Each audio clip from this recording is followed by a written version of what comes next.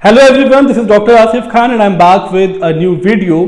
Today we will discuss a very important division from kingdom fungi, that is division Zygomycotina, and mainly we will discuss about the class or it's a subclass which is known as Zygomycetes. एक बहुत important चीज मैं इस name से indicate कर दूं, Zygomycotina and Zygomycetes is related to the formation of zygote. It means कि zygote का formation होगा और zygote का formation होने का मतलब कि यहां sexual reproduction होगा, two haploid gamete fuse होंगे to form diploid zygote. ये चीज आपको बहुत अच्छे से याद रखनी है because the entire division or the entire class is characterized by the formation of zygote. And that's why they are known as Zygomycotina or Zygomycetes. Clear ना? तो ये इसका इंपॉर्टेंट कैरेक्टरिस्टिक था. अब इसके कैरेक्टरिस्टिक फीचर्स बहुत इजी हैं to understand and सबसे बेस्ट चीज क्या है ना कि इसमें भी थैलेस ऑर्गेनाइजेशन यानी जो कंप्लीट बॉडी है दैट इज माइसीलियल. एंड आपको याद है ना माइसीलियल का फॉर्मेशन कैसे होता है. Mycelial is formed bye interwoven filaments and that interwoven filaments are known as hyphae, which means कि अगर ये एक स्ट्रक्चर है a filament which is known as hypha और hyphae, तो इस hyphae का मास एक interwoven filament का मास एक थैलस ऑर्गेनाइजेशन डेवलप करता है जिसको हम माइसीलियल बोलते हैं. तो इस तरह से complete mass of hyphae or the mass of interwoven filament organized into mycelium. तो ये अंडरस्टूड है कि थैलस माइसीलियल है. माइसीलियल का मतलब ही है कि it is formed by the interwoven filament mass, और ये जो मास है फिलामेंट का, ये इंटरवोवन फिलामेंट या जो फिलामेंट है इसको हम बोलते हैं हाइफे. अब एक और इंपॉर्टेंट पॉइंट मैंने मेंशन किया है कि जो हाइफा है means a single filament, it is conocytic. Conocytic का मतलब तो आप लोग जानते हैं ना, conocytic means कि the entire hypha is multinucleated. So it consists of two or more nuclei. Clear ना? Number one. Number two, कि ये जो hypha है when it forms a mass, जब ये mass बनेगा, जब ये accumulate होगा, तब इस मास से ये सेपरेट नहीं हो सकता. तो इस स्ट्रक्चर को ध्यान से समझिए. ये जो स्ट्रक्चर बना है these are the interwoven filaments. बात समझ में आ रही है ना? कुछ क्रॉस सेक्शन से भी हम फिलामेंट ऐड कर लेते. सिर्फ एक रफ स्ट्रक्चर है टू अंडरस्टैंड कि what is a septate condition. तो ये complete mass of interwoven filament है which is known as hyphae. और इससे अगर इस मास से अगर एक फिलामेंट सेपरेट हो जाए, इस मास से अगर एक फिलामेंट सेपरेट हो जाए, तब इस कंडीशन को हम सेप्टेट बोलते हैं. बट अगर ये इस मास से सेपरेट नहीं हो रहा है, तब इस कंडीशन को हम असेप्टेट बोलते हैं. क्लियर ना? तो थैलेस इसका एक mass of interwoven filament which is known as mycelium, और जो हाइफे इन्वॉल्व्ड है in the formation of mycelium, that hypha is conocytic and the most important thing aseptate. Clear ना? अब आती है इसके मेजर स्ट्रक्चर की बारी. अब देखिए ये हाइफा है और ये कंप्लीट माइसीलियम है. मैं कंप्लीट माइसीलियम की ही बात करूंगा. तो माइसीलियम की outer covering means the covering of the fungal cell. Okay, तो चाहे ये एक कवरिंग ऑफ हाइफा हो सकता है या the entire covering of mycelium. तो इसमें सेल वॉल ही आउटर कवरिंग आएगा. ये चीज तो आपको पता है ना कि fungus is also characterized by the presence of cell wall and that cell wall is made up of chitin mainly.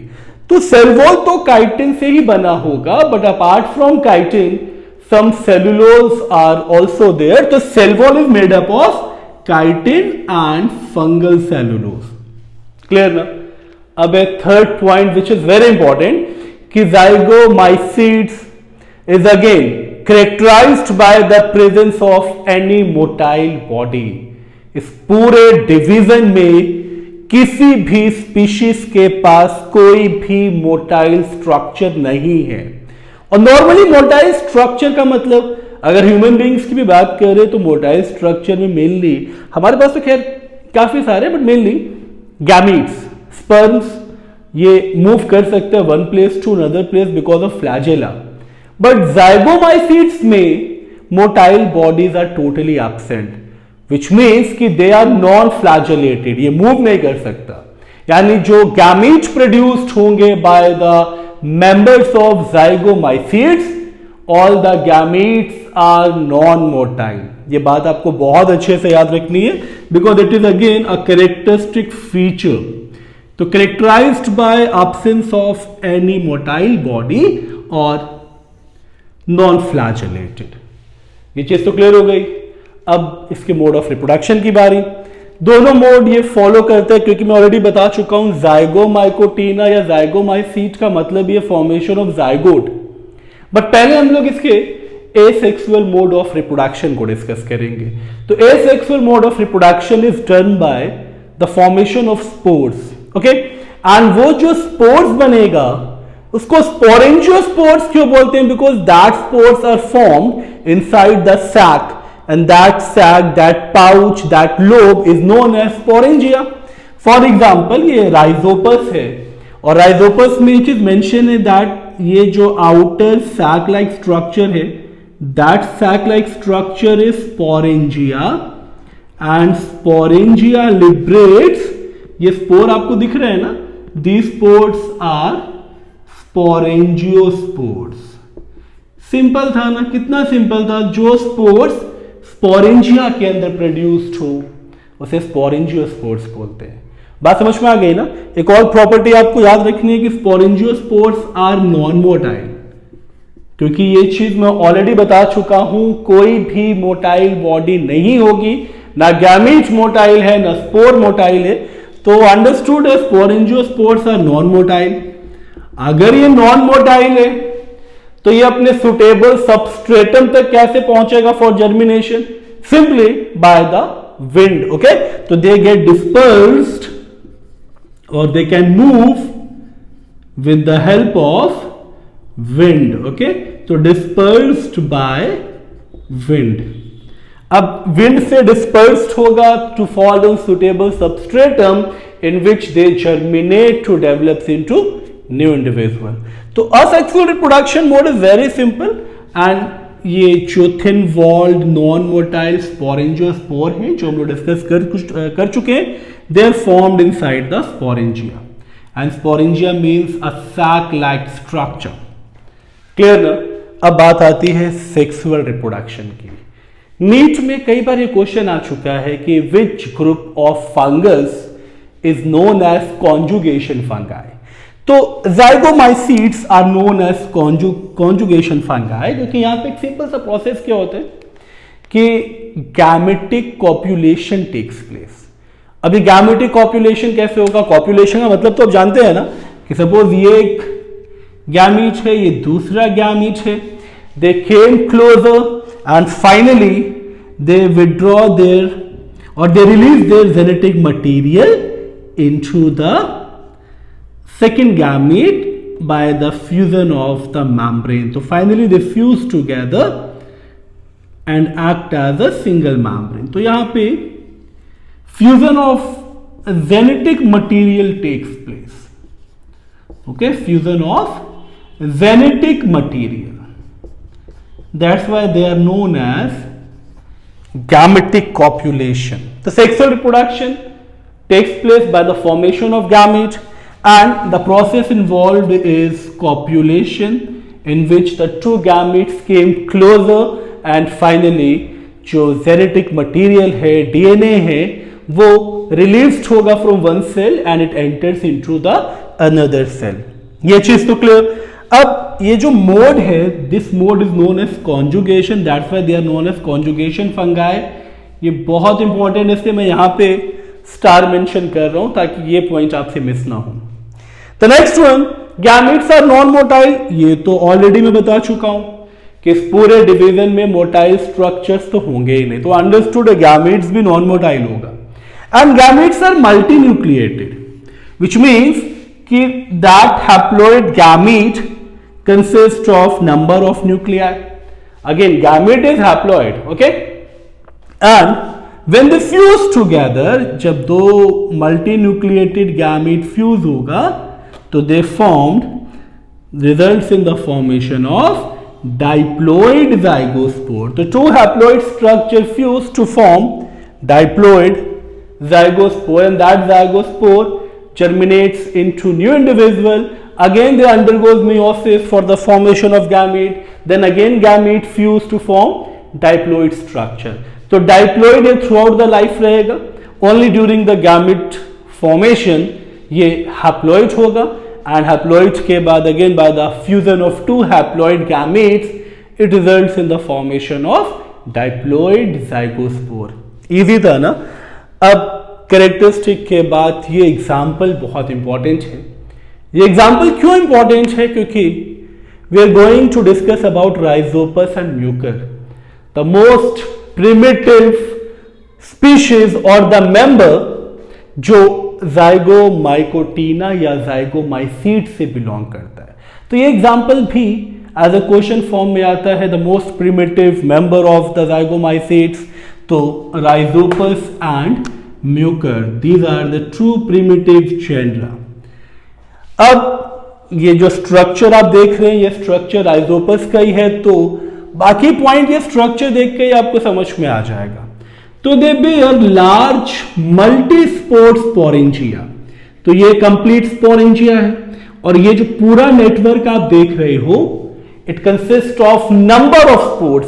कोई एक या दो स्पोर नहीं है, इसमें नंबर ऑफ स्पोर्स हैं, that's why they bears large multi spored sporangia. एक large sporangia होगा, लार्ज सैक लाइक स्ट्रक्चर होगा which consist of number of spores. अब जिस स्टॉक पे ये स्पोरेंजिया प्रेजेंट है that stalk is known as sporangiophores. ये भी बहुत इंपॉर्टेंट है, ये भी आपको याद रखना है। तो स्पोरेंजियोफोर्स बियर स्पोरेंजिया, क्लियर ना। अब एक और इंपॉर्टेंट चीज, they are mostly saprophyte. Saprophyte means they mainly feed on dead और डिकेइंग ऑर्गेनिज्म। बट यहां पे एक पॉइंट इंपॉर्टेंट आने वाला है, that few causes disease in plants and animals, okay. और इसमें एक स्पीशीज है म्यूकोस फ्यूसिलस विच कॉजेज ब्रोंकोमाइकोसिस। ब्रोंकोमाइकोसिस से कुछ याद आ रहा है आपको? ब्रोंकोमाइकोसिस, एंड आजकल जो कोविड के साथ एक न्यू डिजीज की एंट्री हुई है। अब आपको समझ में आ रहा होगा, मैं बात कर रहा हूं ब्लैक फंगस की, and that fungus also belongs to fungi. अब उस ब्लैक फंगस से जो डिजीज होती है वो म्यूकोरमाइकोसिस होती है ना। और राइजोपस एंड म्यूकोर के कुछ मेंबर्स से, जैसे मैंने एग्जांपल मेंशन किया है म्यूकोस प्यूसिलस, जिससे ब्रोंकोमाइकोसिस होती है। दोनों में डिफरेंस क्या है? म्यूकोरमाइकोसिस लंग्स में कैविटी डेवलप करता है ना, और ब्रोंकोमाइकोसिस आपके रेस्पिरेटरी ट्रैक्ट मेनली ब्रोंकाई को अफेक्ट करता है। बात समझ में आ रही है? तो ये आपको बहुत अच्छे से याद रखना है। ब्रोंकोमाइकोसिस which is caused by mucous pusillus and it is a member of Rhizopus and Mucor which belongs to Zygomycotina. Clear ना? अब हम लोग डिस्कस करेंगे second division. So second division is equally important because we are going to discuss about phycomycetes and phycomycetes are also known as algal fungi. इसका बहुत छोटा सा reason है। रीजन क्या है कि why they are known as algal fungi? Because they are mostly aquatic। और अलगे की भी प्रॉपर्टी होती है, मोस्टली जितने भी एल्गे हैं, चाहे आप ग्रीन एल्गे की बात करें, रेड एल्गे की बात करें या ब्राउन एल्गे की बात करें, algae are completely aquatic. So Phycomycetes में जितने भी मेंबर्स आते हैं दे आर कंप्लीटली एक्वाटिक। अगर ये टेरेस्ट्रियल पे भी होंगे तो they mostly grows on the moist places जहां पे वाटर का प्रेजेंस होगा, और इन द डैम प्लेसेस, ये भी चीज आपको बहुत अच्छे से याद रखनी है। So as they are completely aquatic और they grow as terrestrial on the moist places, तो ये चीज तो क्लियर है ना। यही प्रॉपर्टी हम एल्गे के बारे में भी डिस्कस करते हैं। एंड नंबर 2, एक्वेटिक के साथ साथ एल्गा मतलब thallus, that's why alga belongs to division Thallophyta.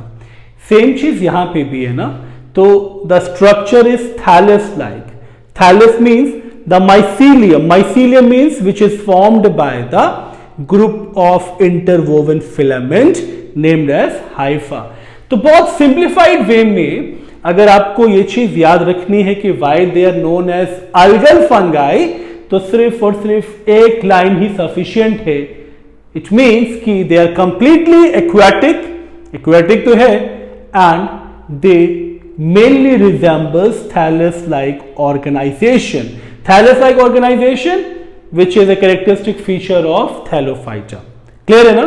तो हैबिटेट इसका बहुत इंपॉर्टेंट है, aquatic habitat and on the decaying wood in the moist and the damp places. अब सिर्फ एक चीज हम लोगों ने डिस्कस की है कि why they are known as algal fungi। इसका एक और इंपॉर्टेंट कैरेक्टरिस्टिक फीचर है फाइकोमाइसीट्स में, एक चीज आपको बहुत अच्छे से याद रखनी है, that they are fungus like organism. बात समझ में आ रही है ना। Fungus like organism means the organism which mainly act as fungus, which mainly looks like fungus, or the structure looks like fungus. That's why they are known as phycomycetes. Okay, they are fungus-like organism. At least ये दो characteristics तो आपको बिल्कुल miss नहीं करने हैं। तो they are fungus-like organism. Number 2, why they are known as algal fungi? Because they are aquatic and structure is thallus like. The aquatic and thallus nature gives the term algal fungi. Clear ना। अब important क्या है, complete thallus is mycelial. Mycelial का मतलब तो आप जानते हैं ना, it's a mass of interwoven filament. ये चीज हम लोग कई बार डिस्कस कर चुके हैं, and that mass of interwoven filament is formed bye interwoven hyphae. Clear ना। अब यहां पे जो हाइफे अगेन वो कोनोसिटिक है, मींस असब्टेट और मल्टीन्यूक्लिएट। तो बहुत सिंपल सा एग्जांपल अगर लूं, सपोज दिस इज फिलामेंट और हाइफे, तो हाइफे इज मल्टीन्यूक्लिएटेड, तो ये हो गया इसका मल्टीन्यूक्लिएटेड स्ट्रक्चर। असब्टेट बिकॉज जब ये मास बना लेगा, जब ये माइसीलियम बना लेगा, तो अपने ग्रुप से ये सेपरेट नहीं हो सकता एज ए इंडिविजुअल मेंबर। बात समझ में आ रही है ना। That's why they are aseptate and multinucleate. Clear ना। अब एसेक्सुअल रिप्रोडक्शन, ये बहुत इंपॉर्टेंट है क्योंकि फंगस में मेनली जो रिप्रोडक्शन है एसेक्सुअल मोड, वो है bye the formation of spore. And यहां पे भी सेम प्रोसेस हो रहा है फाइकोमाइसीट्स में, या division mastigomycotina, and it is also known as, it lies under the class oomycetes. तो एसेक्सुअल रिप्रोडक्शन में एक चीज बहुत इंपॉर्टेंट है, दैट फॉर्मेशन ऑफ स्पोर तो होगा, and that spores are produced inside the sporangia. तो अगेन एक स्पीशीज मैंने मेंशन की है अल्ब्यूजो कैंडिडा, जिससे कि स्ट्रक्चर को समझने में बहुत हेल्प मिले। तो these are the sporangia, sac like structure. Okay, और इस स्पोरेंजिया के अंदर स्पोर्स प्रेजेंट होंगे जो कि इस तरह से लिबरेट होंगे। आप समझ में आ रही है ना। ये जो आप देख रहे हैं, दीज आर द स्पोर। चलिए मैं कवरिंग हटा देता हूं वरना आप कंफ्यूज हो जाएंगे। तो these are the spores liberated by sporangia. अब यहां पे इंपॉर्टेंस क्या है, स्पोर्स जो प्रोड्यूस्ड हो रहे हैं by the sporangia, they are of two types. अगर स्पीशीज टेरेस्ट्रियल है तब तो यहां प्लानोस्पोर्स आ रहा है। Planospore means non motile spores. Okay, और the spores which are produced endogenously. ये बात आपको बहुत अच्छे से याद रखना है, मतलब बॉडी के अंदर से स्पोर्स प्रोड्यूस्ड होगा तब इसको हम बोलते हैं एंडोजीनियसली। क्लियर ना? और अगर ज़ूस्पोर है तो ये अंडरस्टूड है, zoospore means the motile spore. Okay, अब मोटाइल स्पोर इसका मतलब इट कंसिस्ट ऑफ फ्लैजेला, तो it consist of maybe single flagella, तो इसको हम यूनिफ्लैजेलेट भी मेंशन कर सकते हैं, या इट मे कंसिस्ट ऑफ बाइफ्लैजेला, तो टू फ्लैजेला है तो बाइफ्लैजेलेट। क्लियर ना? तो asexual reproduction by the spore and spores may be uniflagellate means single flagella, biflagellate means two flagella, and these flagella helps in the swimming of spores in the aquatic surface. बात समझ में आ रही है ना? That's why those spores are motile and they are produced by the aquatic species, but aplanospores are non-motile spores and they are produced endogenously and they are produced by the member of terrestrial organism. ये चीज भी clear हो गई। अब sexual reproduction, ये बहुत interesting है। Sexual reproduction भी टू टाइप्स में डिवाइडेड है, आइसोगैमस और ओगैमस। अब देखिए, आइसो का मतलब होता है सेम, तो isogamous means if the reproductive structures और the reproductive gamete, which means कि male and female gamete are very difficult to distinguish.